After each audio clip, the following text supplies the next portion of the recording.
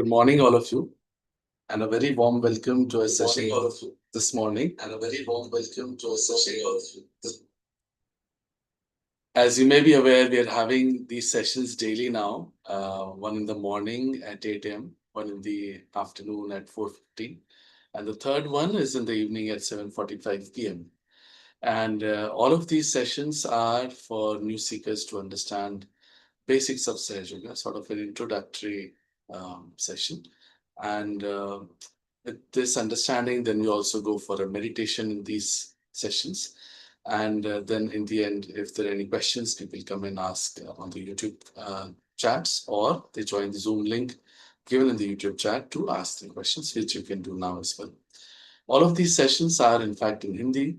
Only today, on Sunday morning, we have one session in English for seekers who requested to understand another language. And that's how folks today who have joined and do not understand English, I apologize and request you to attend any of the other sessions. They're all, the recordings are available on the YouTube channel itself. So you may watch any of them or attend the live ones at the times that we have just mentioned. Apart from this, there is one daily session at 5:30 p.m. for seekers who have now understood the basics and want to go deeper into meditation. They can join that session as well. There's a large collective joins. So in today's session, what we'll do is that we'll have some slides. And today's session is geared a little bit towards the young folks as well. But whatever we say for them, in fact, stays true for us because we have also gone through that journey. And you'll be able to correlate very well why we need something like Sahaj Yoga. And then we talk about our internal subtle system. And then we go for meditation, which is the most important bit, the experience here itself. So let's start without any further delay. Sahaj Yoga, the proposition, as you want to hear about anything that we do. So it's about a complete well-being. It's not just mental well-being or one aspect of our being. The reason being uh, we exist on different levels. All of that needs to be taken care of, not just one aspect. And that taking care of or that putting it right can only happen by going inside into our roots. And always use this analogy, but it's like treating a tree. You cannot treat the leaves, you have to go to the roots. Similar is the case for us. We have to know our roots and we have to find out a way to treat them to be completely all right, to get de-stressed, get a balance, get a total well-being by something that happens inside. It's an inner transformation that we are talking about. A very easily accepted statement that today the young people are under immense pressure, and school-going kids and exam appearing people, and then once you've gotten into colleges, the pressure of getting the right jobs, and it's a very competitive and aggressive environment, and these people are all the time thinking and under immense pressure. Of course, we have talked about things mentioned here. They have to prove themselves that have succeeded in life because what their friends will think, the parents' friends will think, or their parents' relatives and their neighbors will think, because everybody's compared. So it's a very competitive environment, and people are working really hard and really stressed out. And then other aspects also growing up. Uh, how do I look? How people perceive me? So many things that come up that make this mind a complete mess. And such people, if they're thinking a lot, planning a lot, they get into a state where they are really impatient and irritable, not really enjoying their lives. In a stressful environment, such people you'll find that are also not very attentive. In fact, that hampers everything that they want to achieve in life. And there's a big gap when the older generation talks to them. And that's because this is all the time going on, and the younger ones feel they cannot relate to what I'm going through. So it's a not a very happy place to be.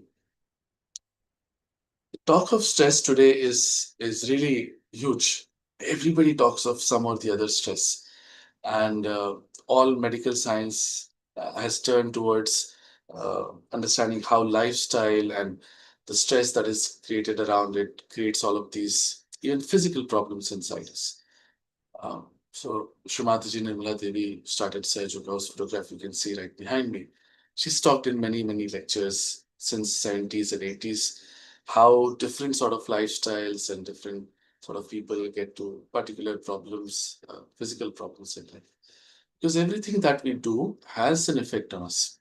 It is not that uh, it will just have a mental effect on us. Because we are one complete being, as we said at the beginning.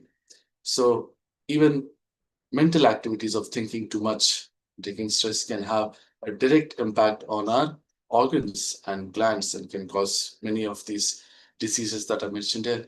I'm sure people know of more diseases than these that are directly correlated to stress now because so many medical research papers have established this. That this is so, this is the case. All of these things actually come from. In fact, you go with a small thing to the doctors today, they might tell you that, oh, it's your lifestyle, oh, it's the way you're taking too much stress, so just relax. So, a lot of that talk has started. People have started realizing that these things have a bad effect on us physically too. Of course, there are things like anxiety and loss of sleep, and all of this comes in because of this overthinking, planning, or uh, this stressed environment, and all of this easily cured in Saj Yoga. Smoking, drinking, drugs. This is one of the most serious things mentioned here. And very young people are taking to these things and very dangerous, very harmful things coming to our society more and more today.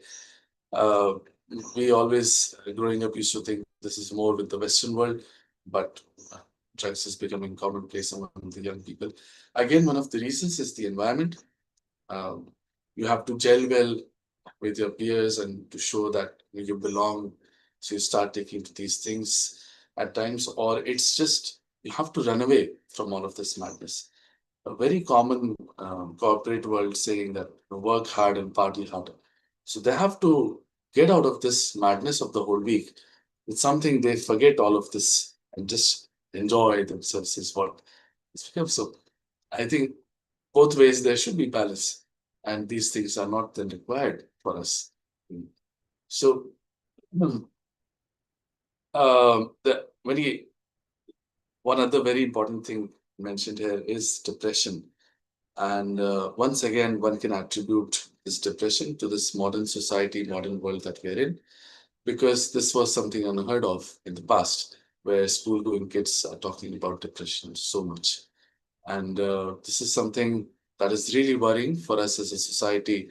That what have we built for them? Is this all advancement and all of this that we have built with science? Is this for uh, our young people to get into depression and drugs and all of these things? Uh, Definitely not. So there is something that we definitely need to do and think about. So when somebody is in stress, they are counseled by someone that, oh, stop taking stress. It's okay, whatever you're in life, it's fine, and just be happy with it. But it's not easy to do that. As soon as you step out and talk to someone again, you're in the same loop. It's the same Maya Jal all around. Just can't get out of it. Uh, so there is no way. People do not understand what to do, how to get out of it. That's why so many people today are moving towards something that will give them reprieve from this. Many things people try, in fact. It's not just meditation, but many people get into things like even exercise at times has an effect because you stop thinking for a while, you're concentrating on the physical act of lifting something or doing something.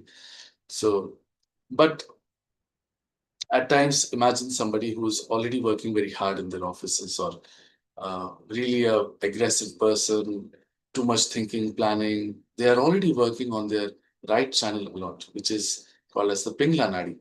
It's a joke we understand. And that channel is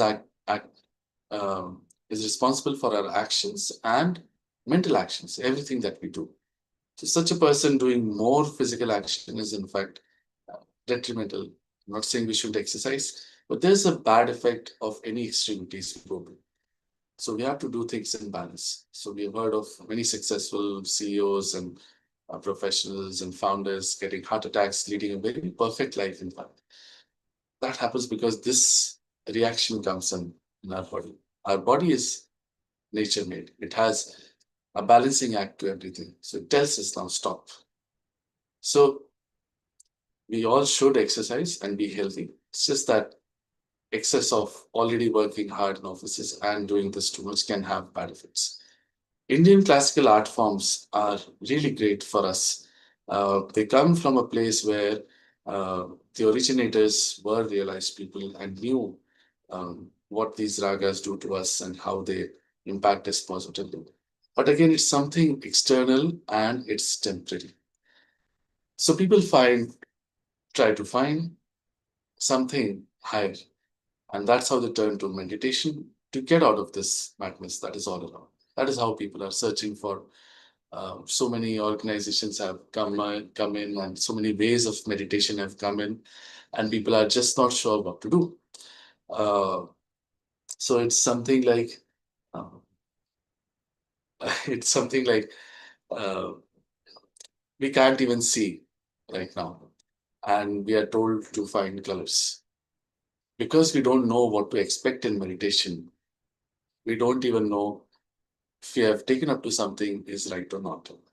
Unfortunately, so the Western world coming to India and searching for it, it's understandable because they don't have the the moorings, the heritage that we have of spirituality and such great things, such great saints, seers, poets, incarnations, gurus, real ones that have come on this earth and talked to us about getting to our higher self and what happens. Unfortunately, most of it has just remained as poems, and we have not really understood what it means, what is it that we have to do. For example, people come to Sahaja and they talk that we do meditation and we try at home and this organization, that organization. And then we ask, how do you meditate? So people say that meditation is concentrating here or on some light, or they say that it's about chanting some mantras, just sitting down, or thinking about something, manan, or pranayama, breathing exercises. Some people have come to a conclusion that that is meditation. Unfortunately, all of this is not. So, meditation, yoga was in most details was talked about by Patanjali, a great sage of very olden times. And he wrote his book uh, where he described all of these chakras and nadis that we are now seeing the charts of. And he laid out a process for people who are searching God to get their realization, and they have to go through this process before the guru decides to give them realization. And self realization is the only way one gets to the state that we want to achieve, by the way.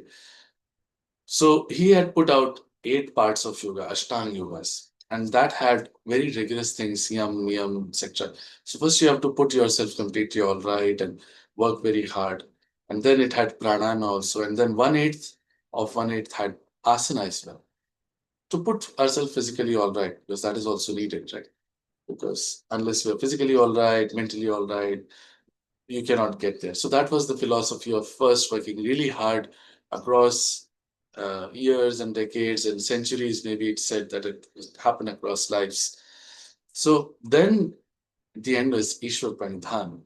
And without that, nothing matters actually. So the guru would then decide to give it to one shishya only. So that was the olden principle of giving it to one shishya. One guru would give it to one shishya. So all of these other things that we do, like asana or breathing exercise, and all of this is just to put ourselves all right physically or something. But it doesn't give us the ultimate that we're looking for. So what is meditation? What is the self-realization? How does one get it? All of this is still an enigma for us. And we don't understand most of these things sound like something in the air, and there's nothing tangible really for us to figure out, yes, this is so. In Surge Yoga, fortunately, this is very tangible, and you know it for sure yourself, like hot and cold, on your central nervous system. And you know that you are in meditation now. So, how does it happen? What happens? We'll come to it very soon. So meditation is a state where we are in thoughtless awareness. Again, it's a state. You don't do it. You are in thoughtless awareness and you are in complete silence. This is where the growth of awareness takes place. Now, that's a statement that gets again confusing. So, what is awareness? Why growth is needed? Awareness is our existence, our consciousness, everything. So, whatever evolution has happened up until now has, up until human stage, has happened physically, from monkeys to humans and all of that. As humans, also, we have evolved a lot.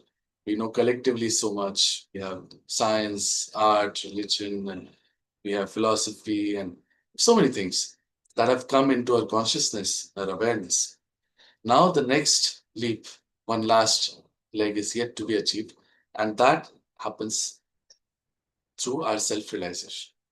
We are made extremely beautifully by the divine, by God Almighty, who has created this whole universe. And it is said that we human beings are the epitome of his creation.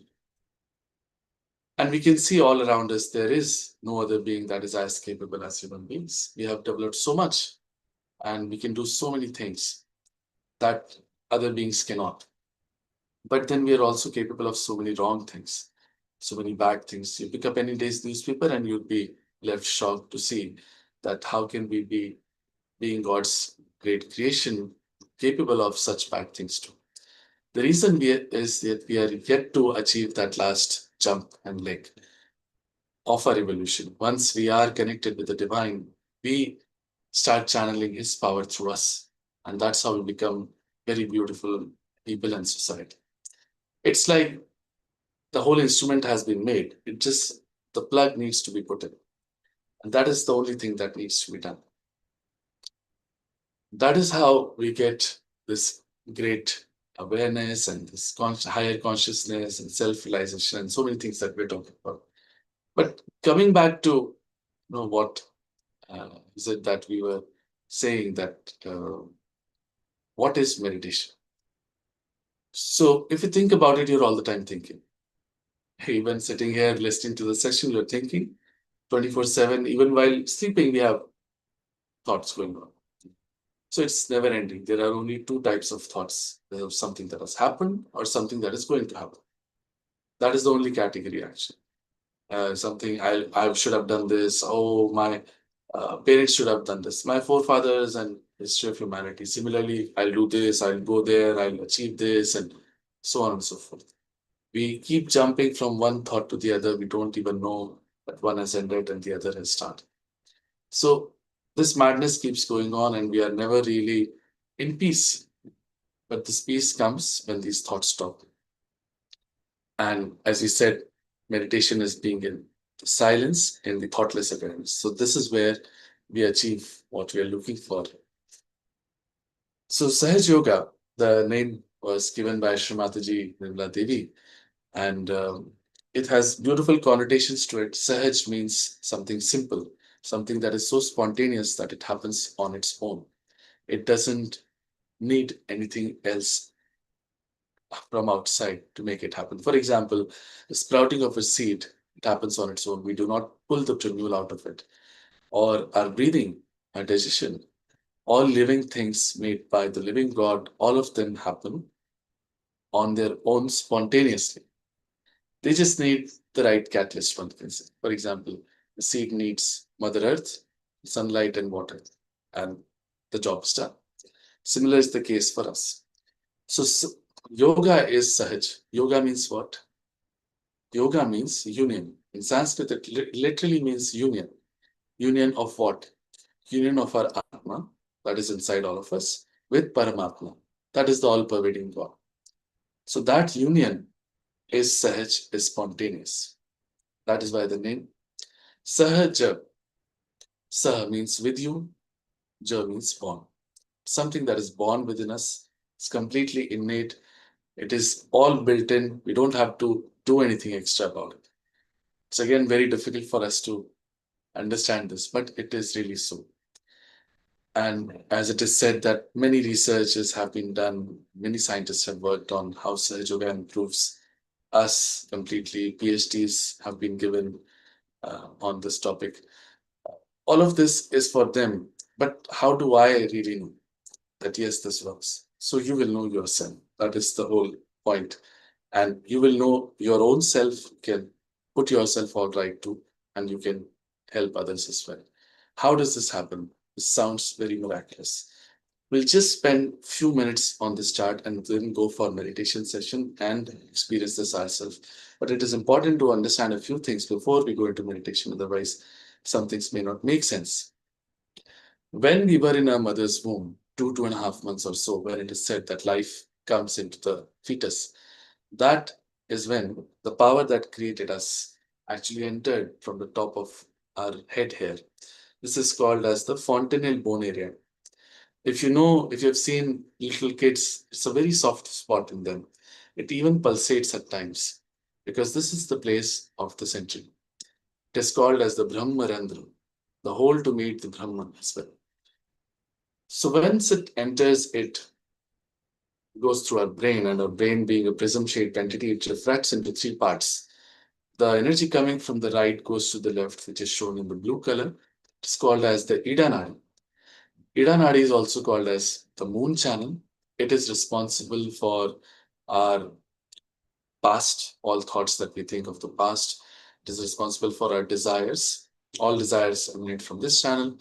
All our emotions also emanate from this channel. So people who are too much on the past, thinking of the past always, very emotional people, they are working on this channel too much. And that has bad effects. All psychosomatic diseases, etc., come because of the overactivity of this channel. This channel we feel in meditation on our left palm. We'll talk about what we feel. The power coming from the left goes to the right, which is shown in the yellow color, is called as the Pingla Nadi that we talked about earlier. It is also called as the sun channel. It is responsible for our actions, physical actions, mental actions, everything. So one is the desire, one is the action. And also this is the channel of our future planning. Aggressive people, very futuristic people, all the time thinking of, I'll achieve this, that. Thus, such people work on this channel too much. So these two channels take care of our sympathetic nervous system, left and right side in our body, completely. The channel in the center is called as the Sushumna Nadi. It is the channel of our present. It is also the channel of our ascent. Now, these chakras that we see, the flower-like things, they're also called as energy centers. These are placed where, and this chakra nadi, all of the system is in the subtle. We don't see it. In the gross, they are manifested as many things. For example, these chakras are where many of our plexuses are as well. And they take care of the glands and the organs around. And these chakras are the one giving energy to them. So this is the root complete. So all of our chakras, all of our organs and everything is governed by the power coming through these chakras. And once they are out of order, we get into problems. So our complete being, physical, mental, emotional, spiritual, is governed by this whole setup that we see. Now, the energy after all of this creation, it comes and settles at the end of our spine. There's a triangular bone called as Kundalini. Why is she called as Kundalini? Because she is in coil forms. Kundal, that is the word for coils in Sanskrit. And she is our individual mother. She's called as Kundalini. She's our individual mother because she's been with us all of our lives and knows every single thing about us. Our only aim and goal is to give us our second birth, our self-realization. Awakening of this Kundalini and piercing through the fontanelle bone area here again gives us the connect with the all-pervading power. As you said, it is called as the Brahmarandra, the hole to meet the Brahma. When the Kundalini pierces through this point here, we are connected with the all-pervading power of God. We say that Kan Kan mein Bhagwan means every molecule and atom we have God. We say that He's omnipresent, He's everywhere, but we have never truly known and seen Him or felt Him. We know it maybe in our hearts or something like that. But to know it for sure, that yes, it is so, that we have not achieved. That happens once this awakening and breaking through happens. and we get connected with the divine power. It starts flowing through us. This divine power is called as Param Chaitanya. Param Chaitanya is also called as Ritambara Pragya, or the all-pervading power of God, or you can name it what you like. Alak Niranjan, and so many things are there. So this is the power that is doing everything, every living action in the world. All so many billions of flowers blooming every day. All of this is taken care by this power. So this power we start feeling inside us. How do we feel it? We feel it as cool breeze on our palms. It's a very subtle feeling, minute initially, but it tells us that it's a very pleasant, cool sort of breeze coming out of our hands. Now, why cool breeze? The question pops up. It is described by Adi Shankaracharya, the first Shankaracharya that came on this earth. He says that when he wrote a book called Saundarya Lahari, literally means the beautiful vibrations. He says that when Mother's grace dawns upon us, we feel Salilam Salilam Chaitanya. It's cool, cool vibrations. In Bible, it is said that when the Holy Ghost will come, we'll feel the cool breeze. Of course, they don't know what is ghost. In Quran, it is said that when Qiyamah's time will come, your hands will speak and will give witness against you. Very curious, how can hands speak and give witness? Because the hands tell you, these vibrations tell you who you really are, what sort of a personality you are. And these chakras that we talked about, 7, they are represented on the 5 fingers, and 6, 7. These are the 7 spots. You can see the numbering done according to the chakras given, and even color coding is given here. So for example, I'm somebody who shouts a lot at others and very aggressive with my words.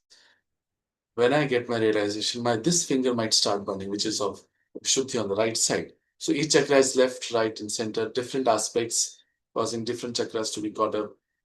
There's big signs and many aspects cause one chakra to be caught up. But let's say I'm somebody who's like this, I'll get this burning here, and I'll come and ask, why does this happen?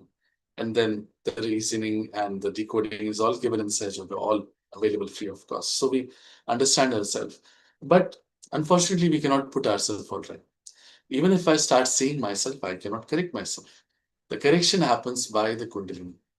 Slowly and gradually, she corrects all of our chakras and puts us all right. And we become a better human being with meditation daily. And even times many of the incurable diseases get cured inside us. But that is not the main goal of Sahaja Yoga. The main goal is we get to this great science ourselves, and we can then know ourselves, put ourselves all right, become much better, lead a much happier life, and get the satisfaction that we are looking for. Now, once again, these vibrations that come to us, we can use these vibrations to help some of our chakras in meditation and put us all right. It works out very beautifully. We can see vibrations of others and help them get their self-realization and put their chakras also all right. We get the knowledge of the absolute. Why? Because this is the divine power that is absolute. Nothing's relative now, because everything is justifiable. You do anything and you can say that I'm not a bad person and I've done this. The vibrations will tell you exactly what sort of person you are. For example, today somebody comes up and dresses like somebody divine and says that I'm God or I'm so and so. How will you know? You have no way of figuring out. If you see the vibrations of that person, if there's a cool breeze coming, you'll know that this is a divine person. And you can check this with actual incarnations and bad people. And, practically you can know this. So it's something very, very, very, very practical and scientific. Sahaja Yoga is, so there's no external course, there's no certification. It's all about you practicing and you improving yourself and bringing this into your daily life. You can ask even your uh, mundane looking questions of whether I should do this or not, whether I should go there or not. And you can guide yourself with this power that is flowing through you. So it's about learning, practicing on your own, and building this in your life. Nothing else, no outside person is going to say that, yes, now you achieved this.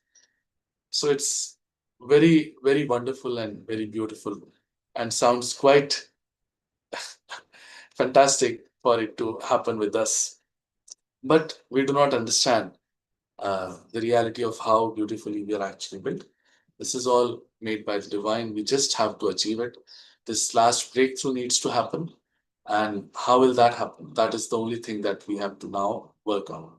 So we'll go into meditation right now and see if this happens. Surely we'll achieve it. First of all, if you are sitting on the ground, you have to sit cross-legged and open your palms. If you are sitting on the sofa or a chair, you have to put both of your feet apart on the ground as it is shown here. We'll sit comfortably, not slouching, not too straight, just have to be in a Sahaja, you can say. And if there's anything tight on the body, you should take it out. Um, you can take out the spectacles and anything on your wrists, etc. You should take out because these things hamper the vibrations for us to feel. And our attention should not go to these things when we meditate. Now, there are a few steps that needs to be done. This helps our nadis and chakras before we get into meditation. And we'll just see these steps and do them right now with our eyes open. Again, we can do these steps with our eyes open right now. Then later on, we'll do these steps with our eyes closed in meditation. It's a very simple process, very short. So the first thing, we'll put our right hand on the Mother Earth. We're made out of the 5 elements and they help us a lot in Sahaja Yoga. We use them in different ways and formats. We'll use a couple of them right now. So the right hand on the Mother Earth, left hand open in our lap as is shown here.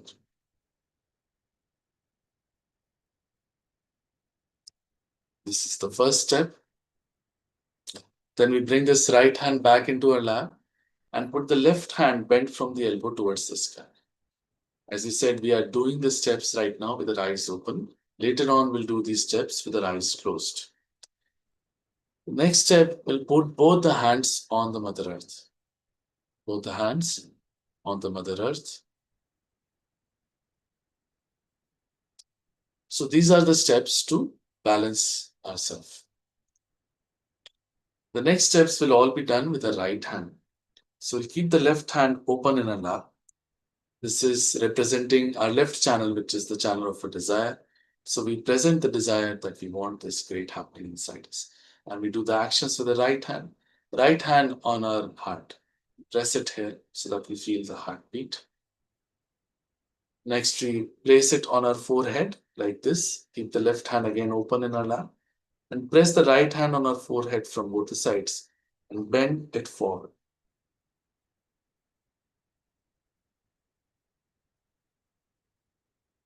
Next, we'll bring this right hand, push back the fingers completely and place the center of the palm on the fontanelle bone area and move it like this in a clockwise direction. We'll move the right hand, the top of our head, in a clockwise direction.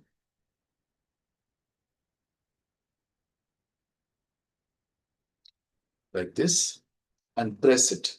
Keep doing this for a while.